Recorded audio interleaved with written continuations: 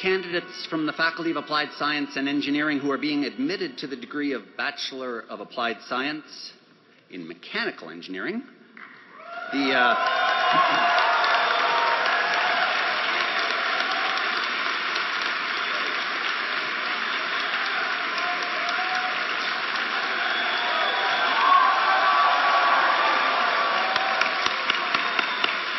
All right.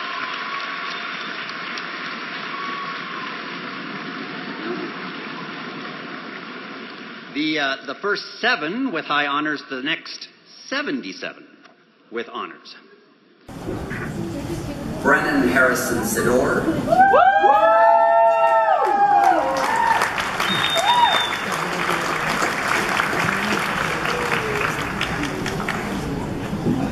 Daniela Testaguzza. Matthew Joseph Thomas.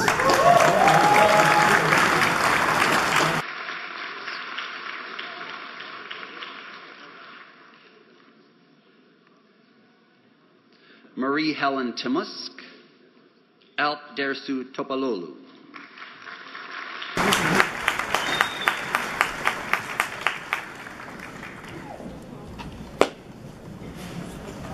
Abhishek Tripathi, Alexander Zoe.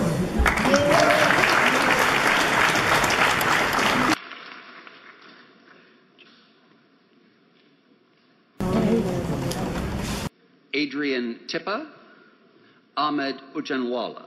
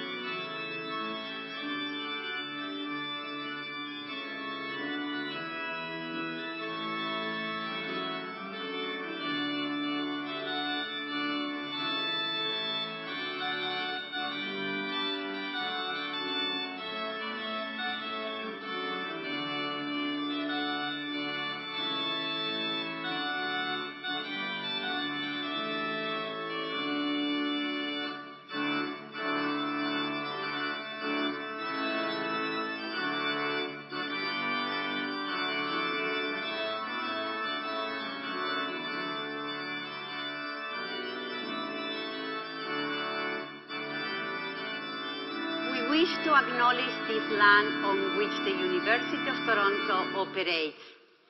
For thousands of years, it has been the traditional land of the Huron-Wendat, the Seneca, and most recently, the Mississaugas of Credit River.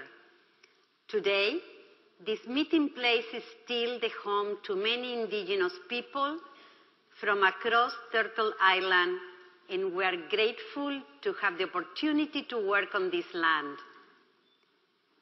We are also grateful to have the opportunity to celebrate the achievements of our scholars who graduate today.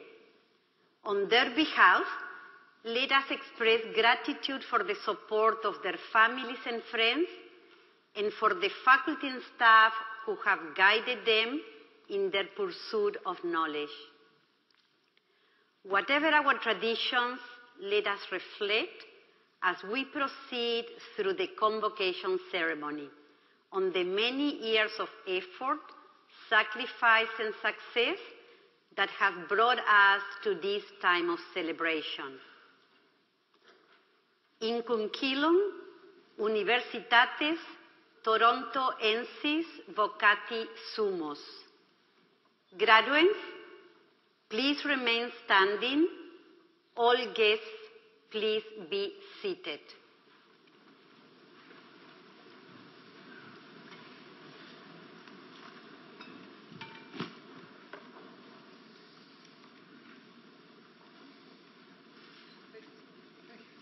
Insignissime cancellariae, presento tibi fosque scholaras ut admittantur ad gradus varios, testorque eos quod omnia quae, statuta requirunt aptos et idoneos esse. Ad profectum hues provinciae, hisque magna patriae, et a profectum omnium nationum, omnibus in terris connictarum, ego ex auctorietati mihi et toti universitati commissa, admittu vos ad gradius varios, quorum iura vobis do, id peto quoque ut omnia confinciates munira cue ad illos gradius pertinent. Please be seated.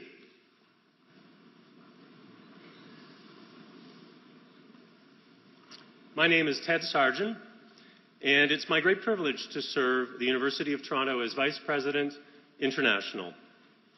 Today I have the additional privilege of assisting Dean Christina Amon in conducting today's convocation. The university is an institution with deep historical roots and many enduring traditions. Among those is our use of the language of the medieval university in today's wonderful celebration. Now, just in case there is anybody present who is not profoundly fluent in Latin, I'm going to offer this translation.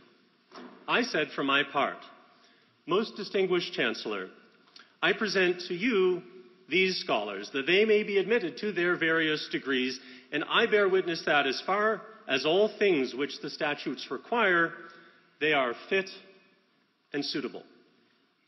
Much more significantly for you, from the point of view of the graduating class, Dean Amon then replied to me, to the benefit of this province, this great country, and to the worldwide community of nations, I, by the authority vested in me and in the whole university, admit you to your various degrees, grant to you the rights, and ask of you the responsibilities of doing all those things which pertain to those degrees. And so as my first order of business, I am delighted to salute you, the graduating class of 2018 from the Faculty of Applied Science and Engineering. That's it. You're done. Congratulations.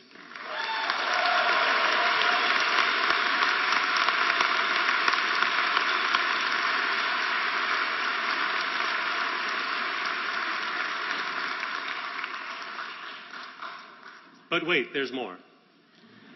I would also like to bid a warm welcome to everyone who's joined us here in historic Convocation Hall. Graduates, today the University of Toronto is formally recognizing your hard work, your accomplishments, your perseverance, and this major milestone. Each of you as a member of the graduating class is joining an extraordinary family of University of Toronto alumni. They number over 500,000. They're from more than 190 countries from around the world, and they are this university's living legacy and our greatest ambassadors. U of T alumni serve in leadership roles in every corner of the globe, in every walk of life. They are prime ministers, justices, scholars, authors, community and business leaders, and they are professionals of every description. U of T alumni have shaped through their endeavors the world in which we live and the way we understand that world. There's no doubt that the University of Toronto's exceptionally high international standing is directly attributable to the generations of dedicated and very talented faculty, and staff members. But that reputation has also been built by our alumni, a group that now includes each and every one of you. So, to the graduating class, let me say thank you. Thank you for your many contributions to this university while you were a student. And thank you for what you will do as members of Canada's largest and truly its most distinguished alumni community. One more word of thanks is in order. I'm sure all graduates share a sense of gratitude to the friends and the family members who have helped bring you to this special day. So I would like to ask you to join with me and the platform party in thanking them with this round of applause.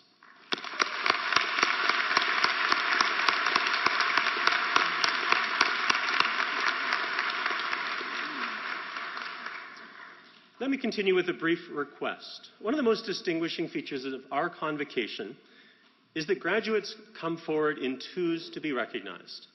You may choose to take a minute on stage to pose for a photograph or to wave at your adoring fan base. You will then leave the stage, descend the stairs, exit out the door and around the hall, and at that point, you will turn left and you will re-enter the hall.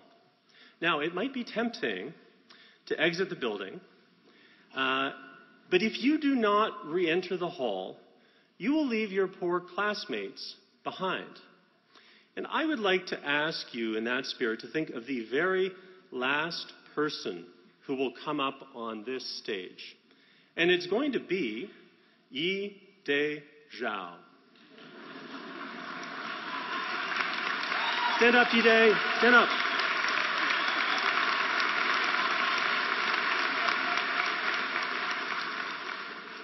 So just think on behalf of Yi De and Yi De's family who have come here and gathered together.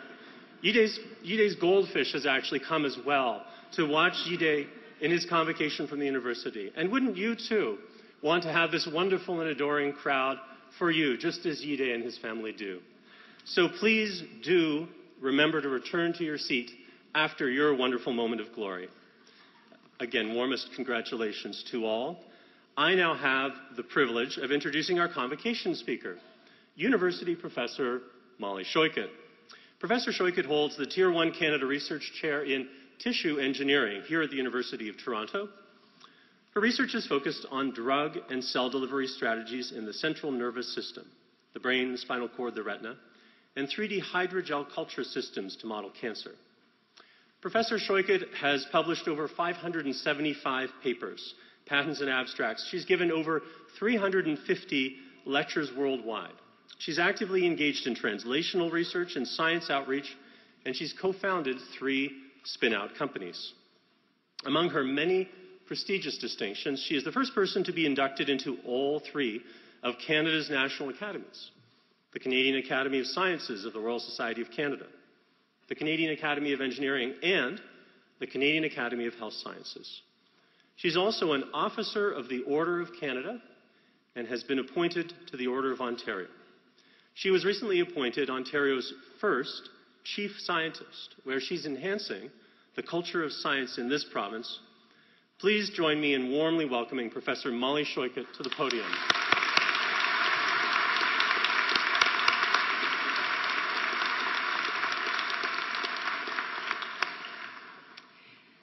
Well, Vice President Sargent, Dean Amon, faculty, family, friends, graduating students. Woohoo! Doesn't that sound great? This is an incredible accomplishment that you have, graduating from one of the best universities in the world. I wanted to talk to you today about change. Mahatma Gandhi said, "Be the change that you wish to see in the world." In our ever-changing world, change seems to be the one constant. We see change in our everyday lives, with the use of technology changing the very wiring in our brains. When I was 14 years old, I had the opportunity to act in a play directed by my brother, Richard Shoigu, also a U of T alumnus. The play was called Land Escape, and at the end of the play, it featured a child, me, and I asked a very simple question: isn't it time for a change? As adults, we seem to echo our past, repeating the mistakes that our parents made. But many of you have actively chosen change. You chose to come to a new country, or a new province, or a new city. You chose to learn, to expand your horizons and those of the people around you. You chose to inspire, to create, to advance knowledge. I don't know all of your stories, but I know that you all have them and that you have had more success than failure at the University of Toronto. Stephanie Fisher, who is graduating today with her PhD, has a great story too. She created a new way to screen drugs for breast cancer, and in so doing, advanced our understanding of why some drugs fail in clinical trials. Imagine if we could figure out which drugs would work best for you before starting chemotherapy. Imagine if we could screen all drugs with biological cells grown in an environment that mimics the way they grow in us.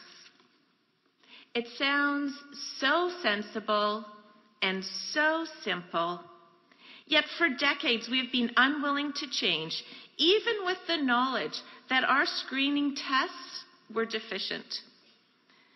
Change is not easy, and neither was Stephanie's PhD journey. Perseverance is key, as is taking risks.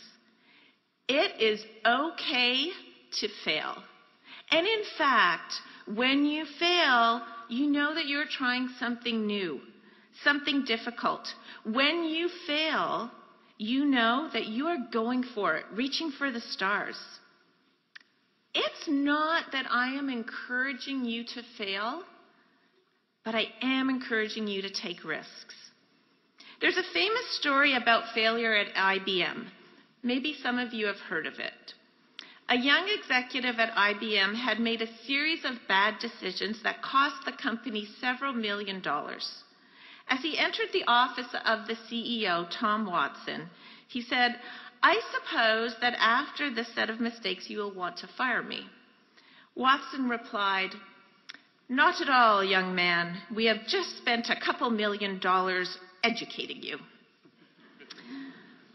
So I encourage you to make yourself a little uncomfortable and avoid complacency. Experiment and try new things.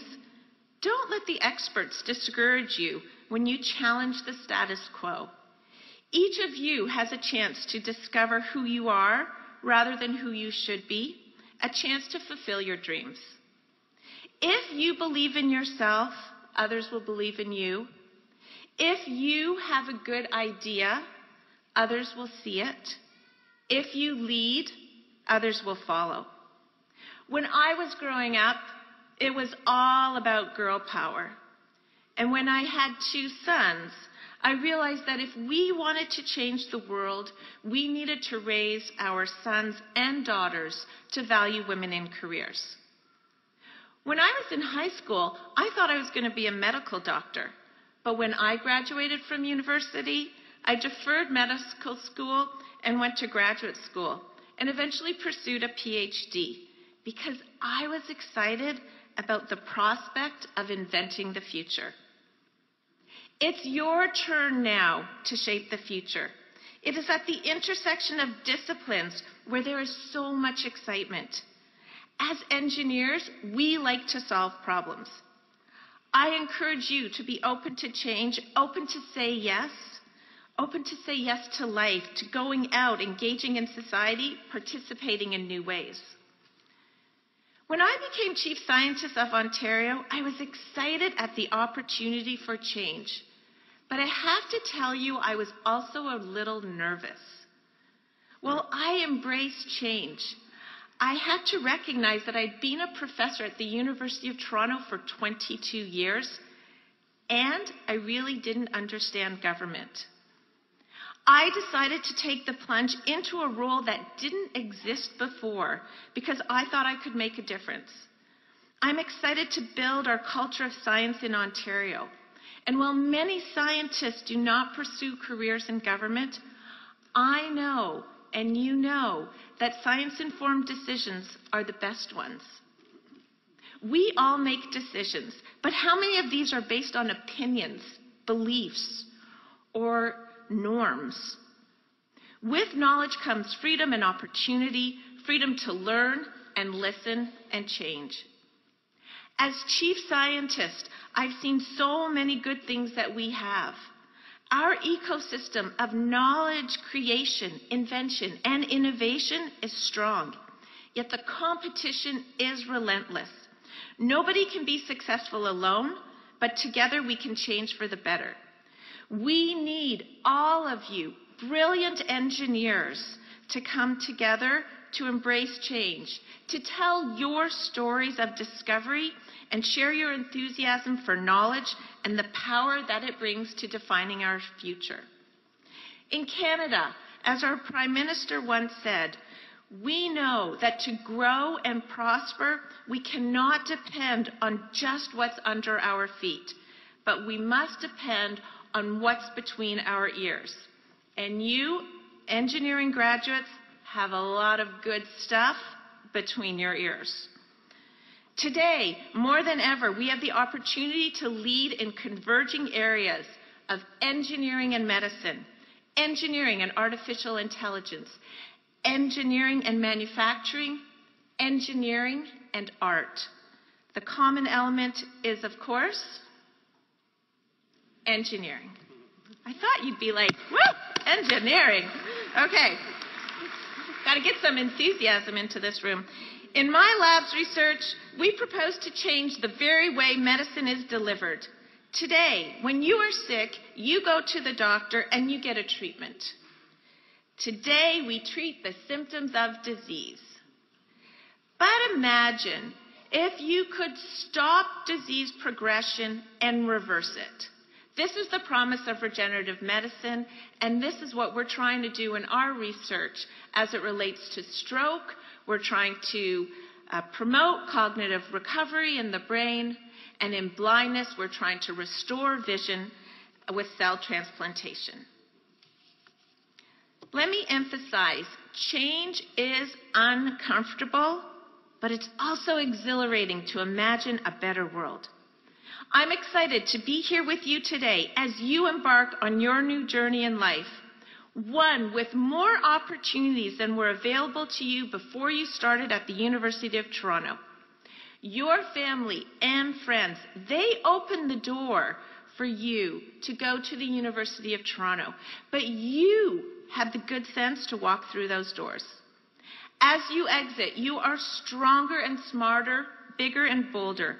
You are better equipped to tackle the challenges and better able to make change.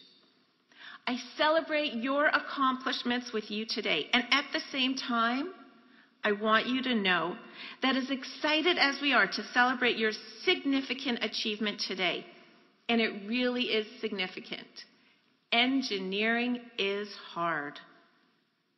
But we do expect so much more.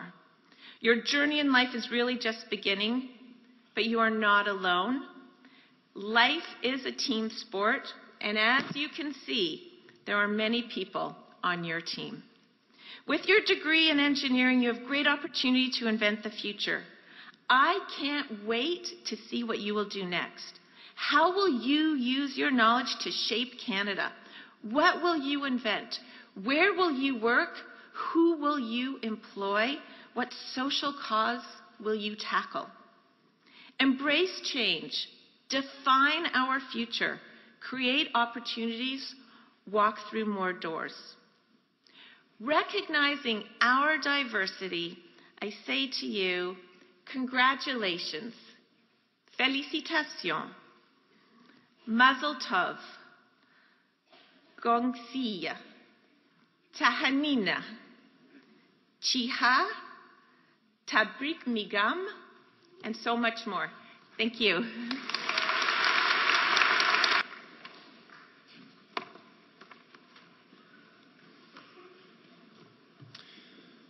As we conclude convocation, I wish to thank all of you for your participation and patience.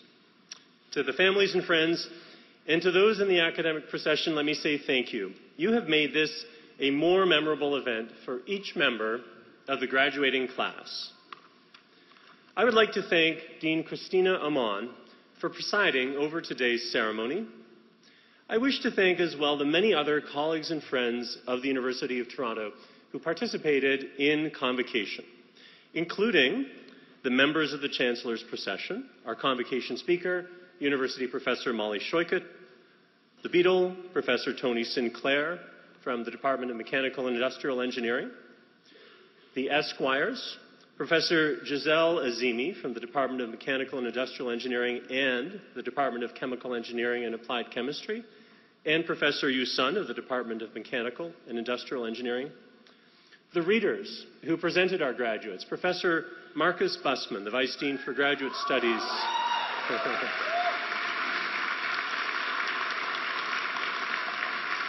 And also Professor Grant Allen, the Chair of the Department of Chemical Engineering and Applied Chemistry.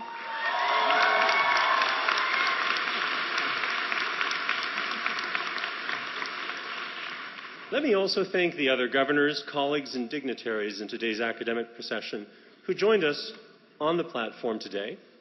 And I'd like to thank the carriers of the gonfalons from the Faculty of Applied Science and Engineering, Ms. Sonia Debullo, and from the School of Graduate Studies, Mr. Ed Balliot. And of course, we cannot forget our wonderful University of Toronto organist, Professor John Tuttle of the Faculty of Music, as well as the talented students from the Faculty of Music who will be performing around the ceremony. I now have the